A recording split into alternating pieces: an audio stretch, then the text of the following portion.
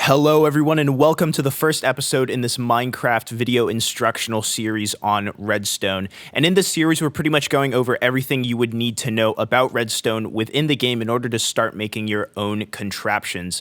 Now just as a side note, I am in version 1.15 of the game, and I do know there is another version coming out right around the corner, but just to let you guys know, everything that I'm going over in these videos is applicable to any version of Minecraft that you have, including future ones. And as the series goes on, we're getting more and more advanced with more advanced topics. But since this is day one, episode one, we are starting from square one with the absolute basics. So let's go ahead and get right into it. So let's head over into our creative inventory right here. And as you can see, there is this dedicated Redstone tab up at the top. And in this tab, there's pretty much everything you would need for any Redstone contraptions that you would build. And the first things that we are going to look at is a power source. So let me grab one. And there's a bunch of different power sources within the game. There's levers, there's buttons, there's pressure plates. So I'll actually grab one of each so I can show you guys what all of them do. Then let me grab some redstone dust. And then finally, I'm going to get an output block. Now, my output block of choice is this redstone lamp, but again, there's a bunch of different ones within this tab. Dispensers, note block, pistons, even TNT, all of those are output blocks. And I'll explain what all of that means in just a second. But the first concept that we need to understand is the concept of powering blocks. Now, the way that you power a block is to attach a power source onto it. So as you can see right here, we have our lever and it is attached to this green block right here. Now, when we switch this lever on, that means that this block that it's attached to is now powered on. Now, what that means is that any output block that is attached to this green powered block means that it will be switched on. And as you can see, if we switch this on, the output block will be switched on because it is attached to this powered block. And if we switch it off, it will turn off. Now, the way that I characterize an output block is something that takes a redstone input and gives any type of output. Now, in this case, since it's a lamp, all it does is it turns on when given a redstone signal, and it turns off when that redstone signal is turned off. Now, just to demonstrate, this works from any single angle of this powered block, including underneath. As you can see, if we flip this on and off, all 5 of these blocks will be turned on.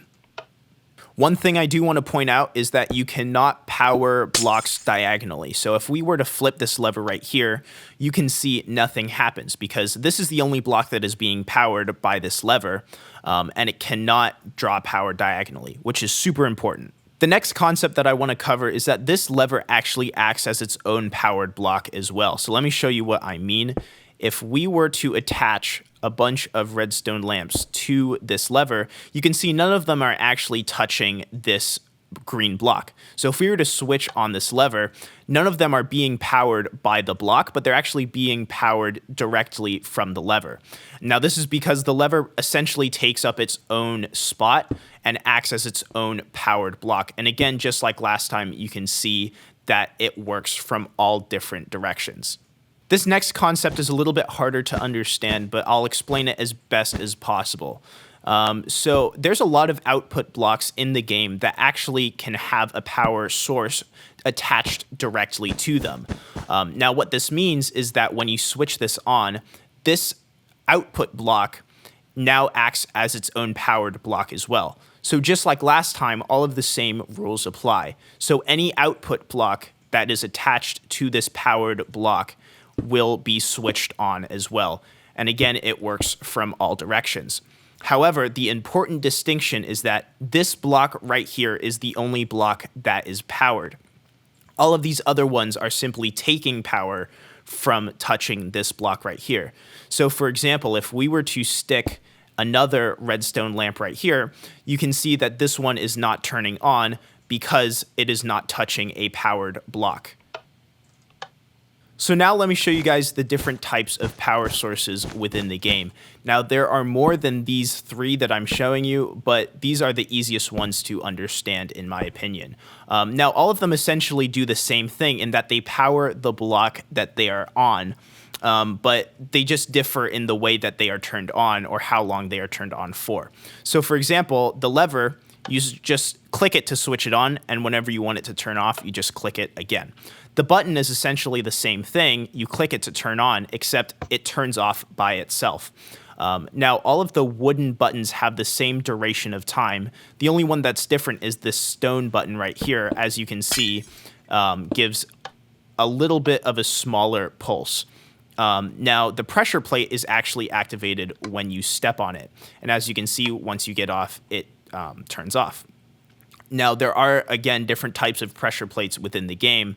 And the difference between the stone pressure plate and the wooden pressure plate is that you can actually throw items onto the wooden one and it will activate. But if you try throwing an item onto a stone pressure plate, it will not work, as you can see. On a side note, you can actually put these power sources on any direction of the block that you want, including the top and the bottom.